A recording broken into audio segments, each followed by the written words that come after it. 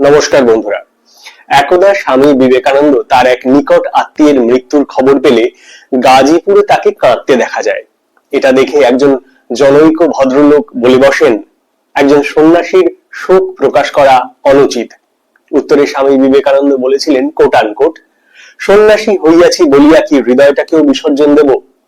প্রকৃত সন্ন্যাসীর হৃদয় একজন সাধারণ মানুষের হৃদয়ের থেকে বেশি কোমল হওয়া প্রয়োজন। তিনি সন্ন্যাসী, কিন্তু তিনি মানুষও বটে। এরপরেই তার সেই বিখ্যাত উক্তি, যে সন্ন্যাস হৃদয়কে পাষাণ করতে উপদেশ দেয় সেই সন্ন্যাস আমি গ্রাহ্য করি না।